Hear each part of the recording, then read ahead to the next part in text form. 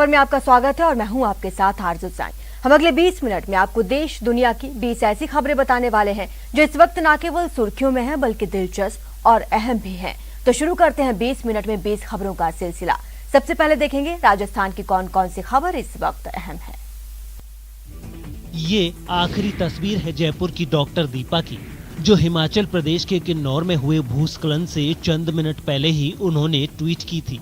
आपको बता दें कि हिमाचल प्रदेश के किन्नौर में रविवार को दिल दहला देने वाला एक हादसा हुआ।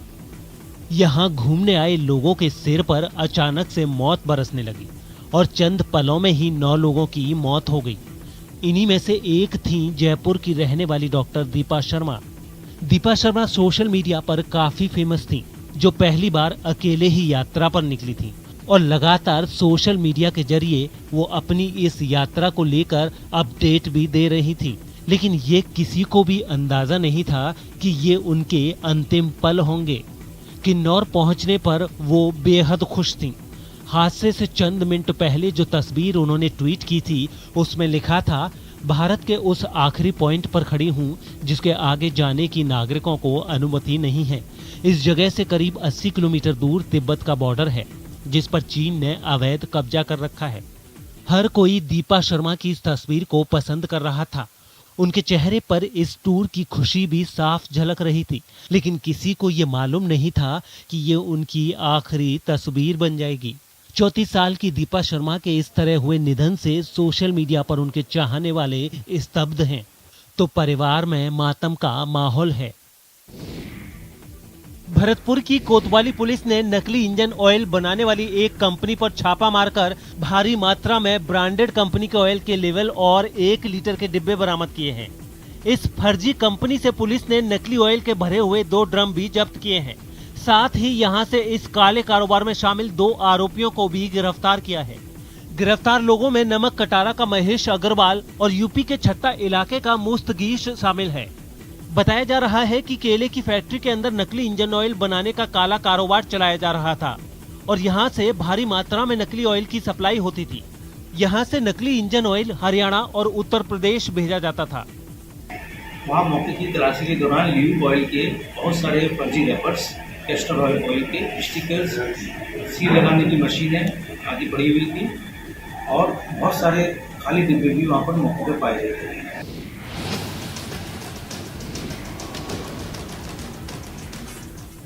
एक महीना बीत गया, लेकिन बेशकीमती सिक्के पर बड़ा सवाल अब भी सवाल बना हुआ है, क्योंकि जिम्मेदार मौन धारण किए हुए हैं। जहां तक नजर वहां तक सुरक्षा के कड़े इंतजाम। मजाल नहीं कि कोई परिंदा भी पर मार ले, कोई शातिर सेंध लगा ले, लेकिन जब जिम्मेदार ही लापरवाह हो जाएं, तो नामुमकिन भी मुमकिन हो जाता है। भरतपुर संग्रहालय में भी ऐसा ही हुआ। जी हां, गुप्तकालीन सिक्के की चोरी पर जिम्मेदारों का मौन टूटने का नाम नहीं ले रहा। 12 दिन के बाद भी ना तो भरतपुर संग्रहालय के अधीक्षक कैमरे के सामने आ रहे हैं और न दूसरे जिम्मेदार जुबान खोल रहे हैं। सब ने गहरी चुप्पी साध रखी है, वो भी तब जब सिक्के के चोरी के बाद स्टोर कीपर को सस्पेंड कर दिया गया। मुख्य द्वार है, मुख्य द्वार से होकर के कोई भी व्यक्ति गुजरता है तो उससे चेकिंग की जाती है और जहां वो सिक्का रखा गया था, जिस लॉकर में वो सिक्का रखा गया था, उस लॉकर की 2 चाबियां थीं। एक जो कीपर थे, स्टोर कीपर, उनके पास थी और एक संग्रहालय अधीक्षक के पास। पब्लिक सिक्के की सच्चाई उजागर करने के लिए कराई जाने वाली जांच का स्टेटस जानना चाहती है, लेकिन जिम्मेदारों को जवाब देते नहीं बन रहा। ऐसे में ऐतिहासिक सिक्के की चोरी की जांच की विश्वसनीयता और मंशा पर सवाल उठ रहे हैं।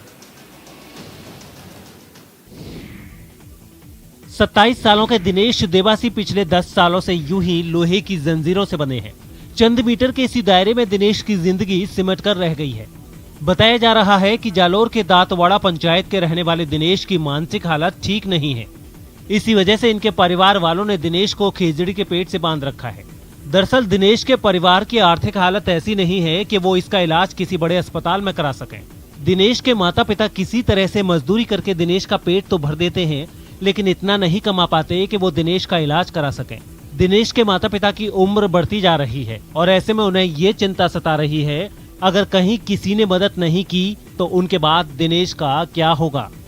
हम भाई सरकार यूं ही करता हुआ यूं करे, मान तो कोई हालत नहीं है हमारी तो, कमावा वाला कोई नहीं है। मैं वही मौसम बैठा हूँ हमें तो 10 साल थी है तो पालन पर कोई कराई हो इलाज, कोई इलाज बराबर गोली नहीं आई, गोली चालू है जो कोई वो है। एक भाई कमा वाला तो वो एक्सीडेंट जो लारी कमा वाला नहीं है, कोई उपाय नहीं है लारी। जब मेघ रूठ जाएं, जब बादल बरसने में कंजूसी करे, तब जोधपुर की महिलाएं यूं ही मनाने निकलती हैं घरों से इंद्रदेव को। सिर पर घड़ा रखकर और उन घड़ों में पानी के साथ हरी हरी पत्तियां रखकर नाचती गाती इन महिलाओं की इंद्र देवता से बस एक ही विनती रहती है, बरसो रे मेघा बरसो रे।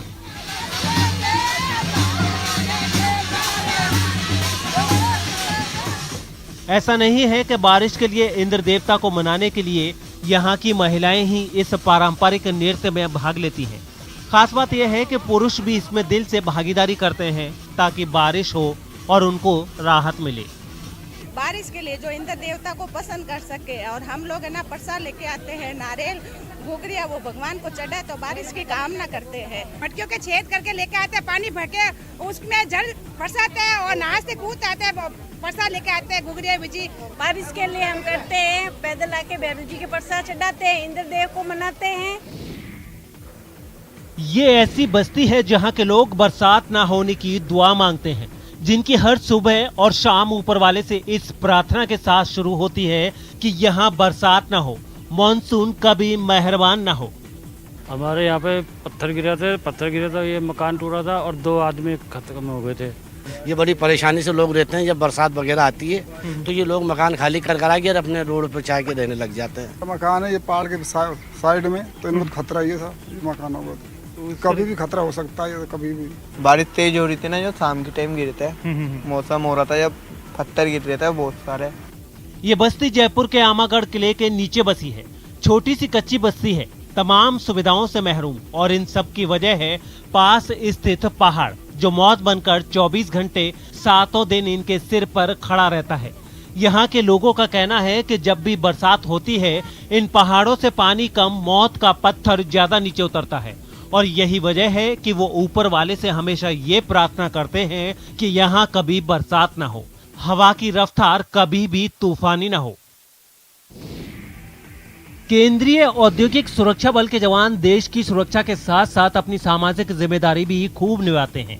इसी कड़ी में टोंक के देवली की 9वीं और 6ठी बटालियन के परिसर में जवानों ने पौधारोपण कर पर्यावरण बचाने का संदेश भी दिया। में वृहद स्तर पर वृक्षारोपण प्रोग्राम चलाया गया।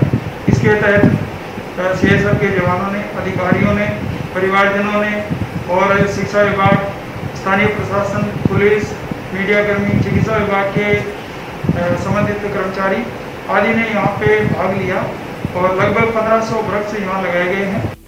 इस मेगा ट्री प्लांटेशन अभियान में सीआईएसएफ परिसर में गुलमोहर, नींबू, इमली, अशोक, नीम, जामुन, शीशम, बांस, बोगनविलिया और बेल के साथ साथ कई तरह के छायादार और औषधीय पौधे लगाए गए। खास बात यह है कि इन पौधों को लगाने वाले जवानों ने सभी 1580 पौधों को बचाए रखने का संकल्प भी लिया। बाइक पुरानी है, लेकिन मॉडिफाइड होने के बाद अब इसके फीचर्स नए और अलग हैं। कल तक पेट्रोल से दौड़ती थी, अब बैटरी से चलती है। फुल चार्ज होने के बाद 110 किलोमीटर तक नॉन स्टॉप चलती है। खुश हूँ इससे कि भी अच्छा है, 50 से 60 की स्पीड पकड़ लेती है और 100 से 110 किलोमीटर ये एक बार चार्ज में चल जाती है। और एक बार चार्ज करने में करीब 20 से 25 रुपए का खर्चा आता है, तो पेट्रोल से तो काफ़ी किफ़ायती है।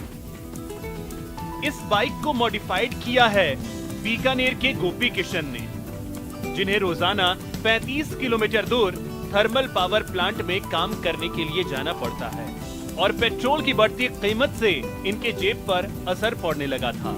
लिहाजा विकल्प तलाशा और खुद ही पुरानी बाइक को इलेक्ट्रिक बाइक में तब्दील कर दिया। प्लांट में काम करता हूँ NLC इंडिया लिमिटेड के, तो वहाँ से मुझे रोज़ बीकानेर से अप डाउन करना पड़ता है, तो मेरा रोज़ का 70-80 किलोमीटर रन हो जाता है, जिसके कारण पेट्रोल के बढ़ते हुए दामों को देखते हुए बहुत ऐसे परेशानी हो रही थी, बजट बिगड़ रहा था। तो मैंने कहा ठीक है, अपने इलेक्ट्रिक स्कूटी कोई देखते हैं दूसरी, तो इलेक्ट्रिक स्कूटर की न तो रेंज थी और न ही उससे इतने स्पीड थी ताकि वहाँ ईजी से पहुँचा जा सके। तो मैंने अपना बनाने के लिए ट्राई किया और फिर बन गई अपनी बाइक। दरअसल ज्यादा माइलेज के लिए गोपी किशन ने पुरानी बाइक में इंजन को हटा 1000 पावर की इलेक्ट्रिक मोटर और लिथियम की बैटरी लगाई और अब उनका बाइक दूसरी इलेक्ट्रिक बाइक को टक्कर देती है। सावन के पहले सोमवार के मौके पर मरुधरा के तमाम शिवालयों में भोलेनाथ को जल अर्पण करने के लिए महादेव के भक्तों का तांता लगा रहा। कहते हैं सावन के महीने में गंगा जल, बेलपत्र, फूल, धतूरा, नारियल, दूध, दही, फूल से जो महादेव की पूजा करते हैं उनकी हर मनोकामना पूरी होती है और उसमें भी सोमवार का खास महत्व है। लिहाजा इस मौके पर शिवालयों में भारी भीड़ उमड़ती है। आप इन तस्वीरों में देख सकते हैं कैसे लोग अपने आराध्य को जल अर्पित करने के लिए लंबी लंबी कतारों में लगे हैं। खास बात यह है कि प्रदेश के हर शहर, हर गांव से ऐसी ही तस्वीरें सामने आई हैं, जहां भक्त बम बम भोले के जयकारे लगा रहे हैं। बहुत अच्छा लग रहा है। मंदिर में भीड़ भी, सब मास्क भी लगा रखा है, कुछ लोगों ने नी भी लगा रखा। ठीक लग रहा है, ऐसा नहीं है। और सबसे कहो कि मास्क लगाओ तो बढ़िया रहेगा। होती है, बिल्कुल होती है। व्रत तो सभी रखते हैं, जिनकी श्रद्धा होती है वो लोग रखते ही रखते हैं। जल चढ़ाने के लिए बड़ी मात्रा में यहाँ पर आ रहे हैं, तो मेरी सभी से रिक्वेस्ट है कि कोरोना गाइडलाइन का पालन करें तथा अपनी आस्था को बनाए रखें। बहुत अच्छा लग रहा है, बहुत अच्छा लग रहा है। शंकर भगवान का बहुत बड़ा मंदिर है और सब लोग, बहुत लोग यहाँ पे आते हैं और के दर्शन करने के लिए बहुत अच्छा लग रहा है। शिवालयों में आस्था के सैलाब के साथ साथ कोविड प्रोटोकॉल की भी धज्जियां उड़ती नजर आई। मंदिर आने वाले ज्यादातर लोगों ने ना तो मास्क लगा रखे थे और ना ही सोशल डिस्टेंसिंग का पालन किया जा रहा था। चारों तरफ बस लापरवाह लोगों की भीड़ नजर आ रही थी, जो कोरोना का डर भूलकर बाबा की भक्ति में लगे थे। इस बार रविवार से ही सावन महीने की शुरुआत हुई है, जो 22 अगस्त तक रहेगा। और अब देख लेते हैं कुछ अन्य राज्यों की खबरें। अनलॉक हुई दिल्ली की ये वो तस्वीरें हैं जिसे देखकर डर लगता है। जिस शहर में कोरोना काल में मौत ने कहर बरपाया हो, वहां से जब लापरवाही की ऐसी तस्वीरें सामने आए तो डरना लाजमी है। दरअसल कोरोना की दूसरी लहर के कमजोर होते ही दिल्ली सरकार ने दिल्ली मेट्रो को पूरी कैपेसिटी के साथ चलाने का ऐलान कर दिया है और उसी के बाद दिल्ली मेट्रो के दरवाजे पर सफर करने वालों की भीड़ जमा हो गई है। 1 साल बाद ये पहला मौका है जब मेट्रो फुल कैपेसिटी के साथ दौड़ रही है। हालांकि इस दौरान ना तो मेट्रो स्टेशनों पर और ना उसके अंदर बाहर सोशल डिस्टेंसिंग और दूसरे कोविड प्रोटोकॉल्स का पालन हो रहा है। और हम आधे 1 घंटे से पिछले वेट कर रहे हैं मेट्रो का कोई आता पता नहीं है और अभी भी कोई कंफर्मेशन नहीं है कि कब तक आएगी कब तक नहीं आएगी। सोशल डिस्टेंसिंग तो मेंटेन ना पहले हो रही थी, ना हो रही है, ना बस में, ना मेट्रो में, ना कहीं मार्केट में। जैसे लास्ट टाइम केसेस बढ़ गए थे इसी रीजन से, अब भी बढ़ेंगे 100%। 6:45 से हम यहाँ वेट कर रहे हैं, लेकिन कोई गेट ना अंदर से कोई सफिशिएंट आंसर मिल रहा, ना कोई जवाब दे पा रहा है। बड़ी परेशानी हो रही है। अब जब केजरीवाल ने कहा कि 100% जा सकते हैं, बस में जाओ तो बस में भी वही हाल है। बड़ी परेशानी हो रही है, अभी तक सब लाइन में खड़े हैं यहाँ पे। आपको बता दें कि दिल्ली मेट्रो की तरह यहाँ लंबे समय से बंद पड़े वाटर पार्क और मनोरंजन पार्क को भी सरकार ने खोलने की मंजूरी दे दी है। दिल्ली वाले अब घर से बाहर घूमने और सैर सपाटे के लिए इन जगहों पर जा सकेंगे। हालांकि इस दौरान वहां पर कोविड नियमों का ध्यान रखना होगा। आपको बता दें कि दिल्ली में पिछले कुछ समय से कोरोना के मामलों में काफी कमी आई है। दिल्ली में एक्टिव केस की संख्या भी 600 से कम है और यहाँ करीब 70 लाख से अधिक लोगों को वैक्सीन भी लग चुकी है।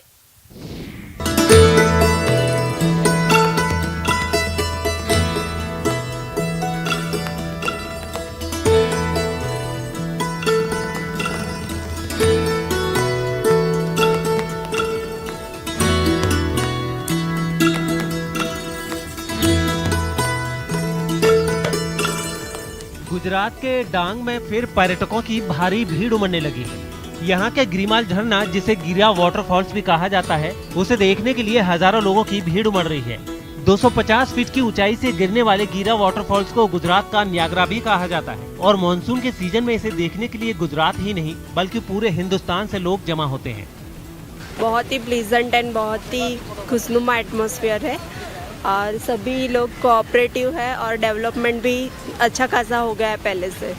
मैं यहाँ पहली बार आई हूँ और ये डांग का सबसे बड़ा धोध है जो मुझे बहुत अच्छा लग रहा है और यहाँ सब ही इतना अच्छा मौसम है कि उसको देख के मुझे ऐसा लग रहा है कि यहाँ मैं बार बार आऊँ। ये मौसम बहुत ही सुहाना है और बारिश गिर रही है और इधर ये गिरा दूध है तो सबको बहुत मजा आ रहा है इधर।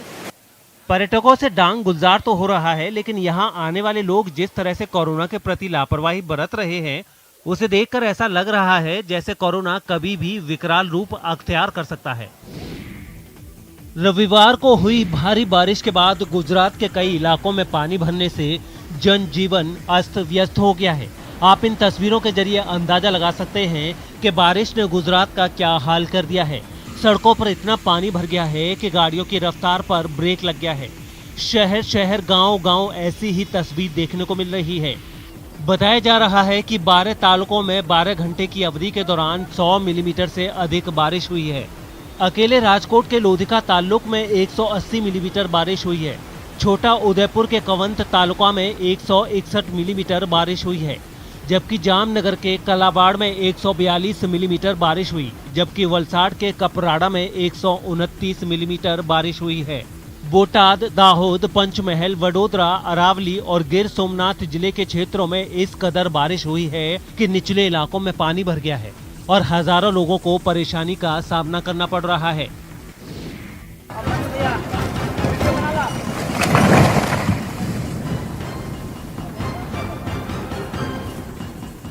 यूपी के लखीमपुर खीरी में पहाड़ों पर हुई बरसात की वजह से बाढ़ का खतरा मंडरा रहा है।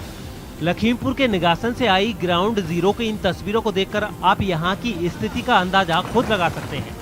बताया जा रहा है कि बनवासा बैराज से लगातार पानी छोड़े जाने से लखीमपुर खीरी में शारदा नदी खतरे के निशान से ऊपर पहुंच गई है। न सिर्फ शारदा बल्कि घाघरा और मुहाना नदियों में पानी बढ़ने से निचले इलाकों में कटान होने लगा है। खास बात यह है कि एक महीने के अंदर 40 से ज्यादा मकान शारदा में समा भी चुके हैं।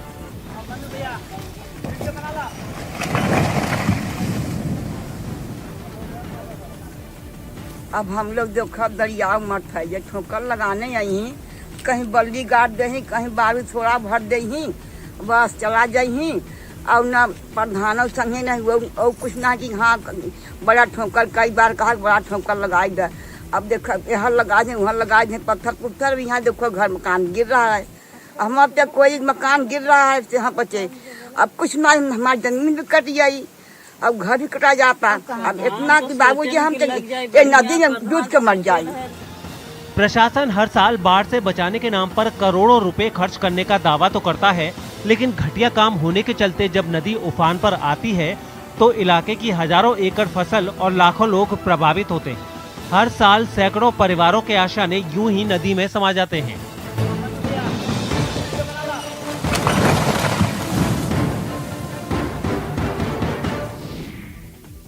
उत्तर प्रदेश के कौशाम्बी से चौंकाने वाला एक वीडियो सामने आया है, जहां पुरानी रंजिश में दो गुटों के बीच मारपीट हो गई।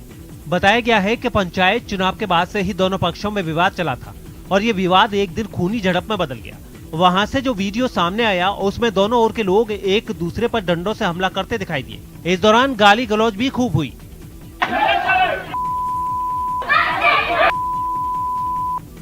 वहां सिर्फ डंडे ही नहीं चले बल्कि उन लोगों ने एक दूसरे पर जमकर पत्थर भी बरसाए। देख ले लड़ाई, देख ले भाई।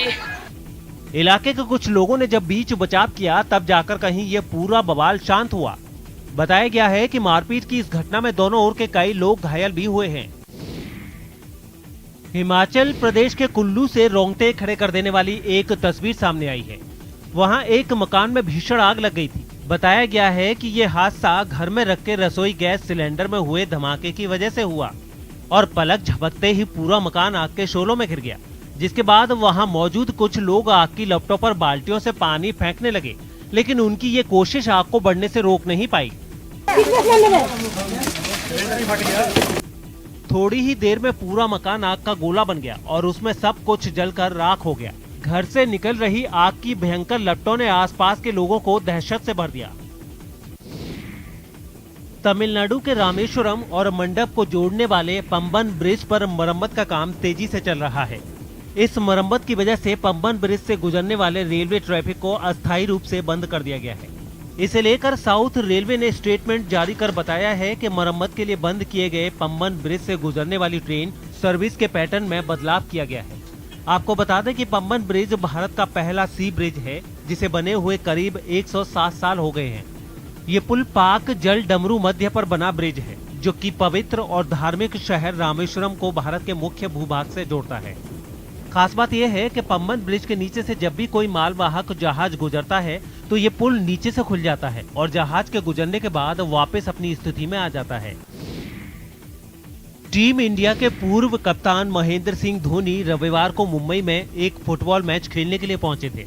खास बात यह है कि इस मैच में उनके दोस्त और अभिनेता रणवीर सिंह भी उनके साथ मैच खेल रहे थे। दरअसल बॉलीवुड एक्टर अक्सर संडे को फुटबॉल खेलने के लिए अपने बिजी शेड्यूल से समय निकालकर जमा होते हैं और ऐसे ही एक मैच के दौरान भारतीय क्रिकेट टीम के पूर्व कप्तान महेंद्र सिंह धोनी भी मैदान पर पहुंचे थे, जहां रणवीर सिंह भी मौजूद थे।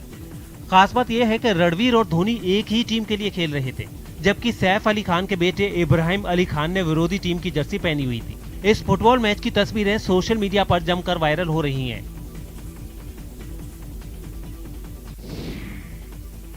और अब देख लेते हैं अंतर्राष्ट्रीय जगत की कुछ अहम खबरें। फ्रांस की राजधानी पेरिस में सख्त कोरोना नियमों के खिलाफ कुछ लोगों ने सड़क पर उतरकर हंगामा किया। वहां की सरकार ने कुछ दिन पहले मॉल, रेस्टोरेंट में जाने और पब्लिक ट्रांसपोर्ट में सफर करने वालों के लिए कोविड पास जरूरी किया था, जिसकी मियाद अब बढ़ा दी। इसके अलावा अलग अलग सेक्टरों में काम करने वाले कर्मचारियों के लिए वैक्सीन लगवाना भी जरूरी कर दिया, जिसके विरोध में लोगों ने सड़क पर उतरकर बवाल करना शुरू कर दिया। हंगामे को बढ़ता देख वहां तैनात पुलिस भी तुरंत एक्शन में आ गई। हालात इस कदर बिगड़ गए कि भीड़ को काबू करने के लिए पुलिस को आंसू गैस के गोले दागने पड़े। पुलिस की इस कार्रवाई का प्रदर्शनकारियों पर बहुत ज्यादा असर होता नहीं दिखा। पुलिस वाले उन्हें भगाते और वो फिर अपनी जगह पर जमा होकर उत्पात मचाने लगते, लेकिन पुलिस के जवान भी उनके आगे झुके नहीं।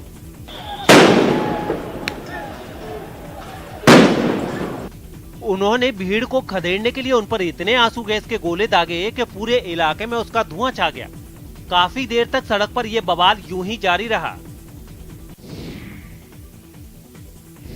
अमेरिका के कैलिफोर्निया में जंगलों में लगी आग की कुछ और डरा देने वाली तस्वीरें सामने आई, जिनमें आग की खतरनाक लपटें जंगल के बड़े हिस्से को जलाकर राख करती दिखाई दी। पिछले कई महीनों से अमेरिका के कई जंगल आग के शोलों में धधक रहे हैं, लेकिन इतना वक्त बीत जाने के बावजूद हालात जिसके तस बने हुए हैं। अब जो तस्वीरें वहां से आई उनमें ये आग पहले से और ज्यादा विकराल दिखी।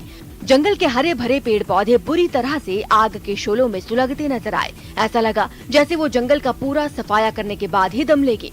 इन जानलेवा लपटों के बीच दमकल कर्मी आग बुझाने में अपनी पूरी ताकत झोंकते दिखे। खतरे को देखते हुए आसपास के इलाके को तुरंत खाली करने के आदेश दे दिए गए। बताया गया ये विनाशकारी आग अमेरिका में अब तक 13 लाख एकड़ से ज्यादा इलाके में फैले जंगल को जलाकर तबाह कर चुकी है। इसके बाद भी इसकी भूख नहीं मिट रही और ये तेजी से जंगल को खत्म करती जा रही है।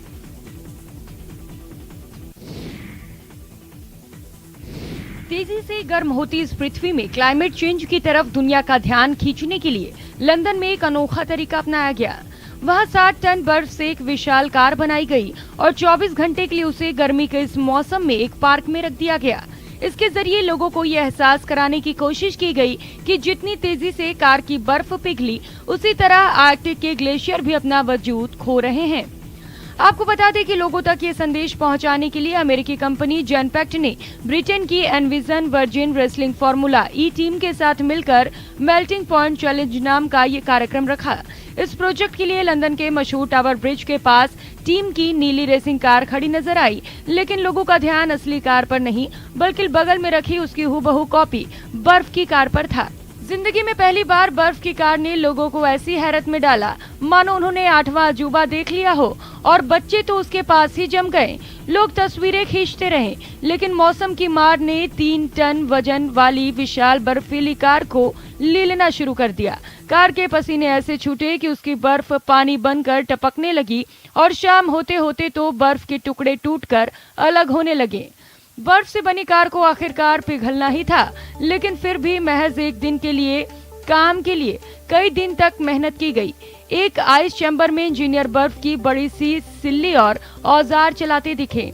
एक एक बारीकी पर ध्यान दिया गया और फिर जाकर बनी बर्फ की कार, जिसे बनाया ही गया पिघलाने के लिए। सोशल मीडिया पर लोगों ने बर्फ के पिघलने का अंदाजा लगाया और जेनपैक्ट ने दावा किया कि वो हर एंट्री पर $1 क्लाइमेट चेंज पर काम करने वाली संस्था आर्कटिक आइस प्रोजेक्ट को दान करेगी। कंपनी का मानना है कि उसकी तैयार की आधुनिक तकनीक के जरिए क्लाइमेट चेंज के शैतान से लड़ा जा सकता है। फिलहाल इतना ही। आप देखते रहिए न्यूज़ 18 राजस्थान।